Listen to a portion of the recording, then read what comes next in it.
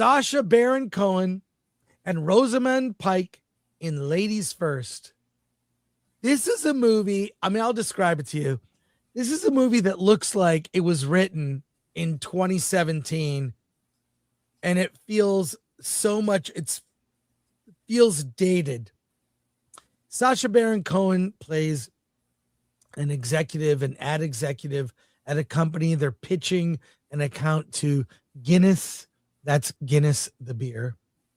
And Rosamund Pike is a lowly kind of creative person at the company who Sasha's character elevates her now, gives her a big promotion simply because there are no women in the C-suite, the leadership suite.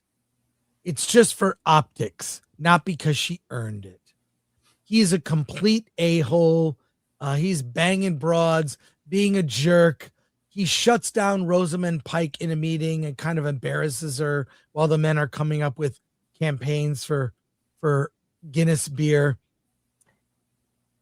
And then after she ends up leaving the job, she quits the job. He chases her out, bumps his head, and the world turns topsy-turvy. It used to be a world where men are a-holes, and now we've switched to a world where basically women are masculine and a-holes. He looks around, he sees a side of an ad that says Burger Queen with a sexy man. The world is now, it's a world where women rule. And guess what? They're just as big an a-holes as men were in the other world. And it's one of those fantasy movies that's kind of like Groundhog's Day, where a fantastical things happens that a person is meant to learn a lesson so they can undo the trap that they are in. So the cast is also rounded out by Charles Danko, who plays an executive. Emily Mortimer is actually Sacha Baron Cohen's sister. Sorry, that's Charles Dance, by the way. I get Charles Dance. What did I say? Danko. Right. Danko. What was I do? Hey, I gotta get my eyes checked. Richard E. Grant plays a guy covered in pigeons and bird poop who's been trapped in this world forever, who says, well, the only way to get out is to learn a lesson. This movie actually expresses out loud what it's trying to say. And I'm not going to give you any spoilers, but who cares? It's a streaming movie. This is going to be really poorly rated. It's one of the ending of the movie. Two characters look at the screen and actually express the theme of the movie out loud to the audience watching the movie, admonishing them for having bad thoughts. Here's why this movie isn't funny and maybe the least funny movie of the year. Because it's not true. Women have a lot more opportunities now. You mean you saying that women run corporations today? I'm saying what world are you living in? I'm saying that bad behavior by men is mostly called out, and there are consequences for that. The movie isn't funny because the premise it supposes is a lie. And what we know about comedy, you know more than I do, Alan. Comedy is rooted in truth. Yeah. This is one of the worst films of the year, written at a time when they probably got this movie finished and thought, what the hell are we going to do with this? Deservedly never came out in theaters. Very smart. It's being thrown on Netflix. The trailer came out only a month ago. God awful. Avoid like the plague. Not even worth folding my laundry to. And by the way, I really like Richard E. Grant, Sacha Baron Cohen, and Rosamund Pike. I really like all those actors. Why they agreed to do this, I don't know. Alan, what did you think? What I think, I mentioned it before. If you don't buy into the plot of the movie, you're doomed. Yeah, and that's me going into this. This is just basically, look, let's be brutally honest. This movie was made by women, and they just sat around the table saying, "This is why we hate men. Let's make a movie about it." And they put everything they hate about men into it, because all men are like this. Every single one of us are like this. We are just crass people who are obsessed with boobs. Okay, that's every man, but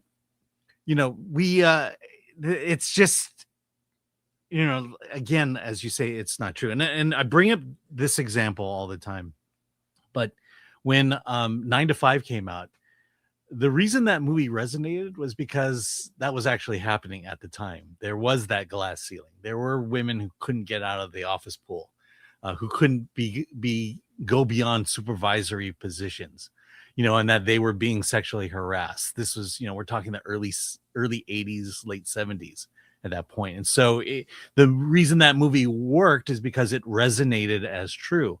Now, can you imagine trying to remake 9 to 5 today? Because this is the problem with sorry to get political here, with the left, is they can't admit the fact that we've advanced over the decades, that the world for women is vastly different today than it was in the late 70s and before that. And I think that's the problem, and that's the main problem that we have with this world, is that we can't acknowledge the advancements we've made in race, in gender, in equality. No, we have to go back to Jim Crow. We're not going back to the 70s. We're going back to the 60s and the 50s and the 40s and beyond. And that's why these things don't work, and that's why people don't resonate with it. And the other thing is, look, I'm going to just break it to you. There are differences between men and women, both biologically, from a physiological standpoint, from an emotional, from a mental standpoint. We're different, but somehow I think if you put these differences together, they somehow complement each other, and you could actually rule the world with that kind of a combination. Well, and let me get to if I made a top 10 list of the most insufferable movies of the year, this would be all 10.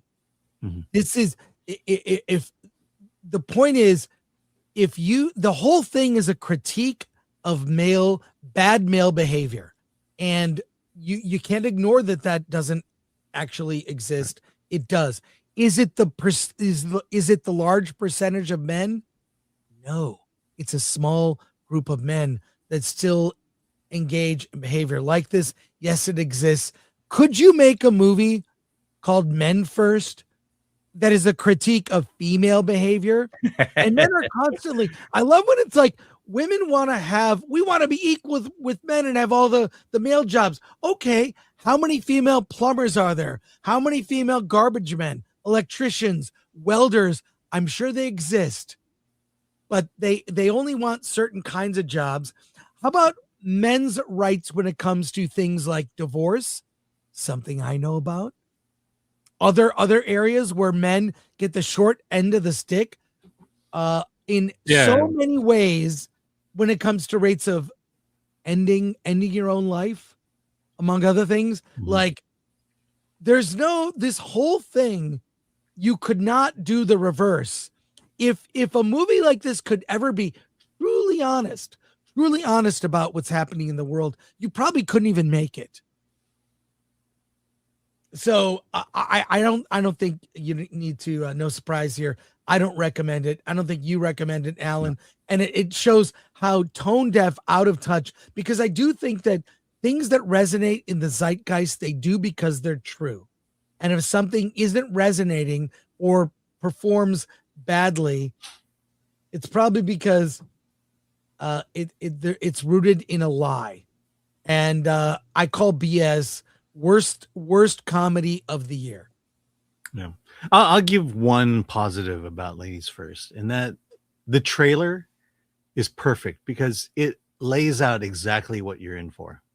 There were no surprises when I started watching this movie. It doesn't misrepresent the movie. No, it doesn't. Beautiful. I wish Hollywood would make more trailers like this.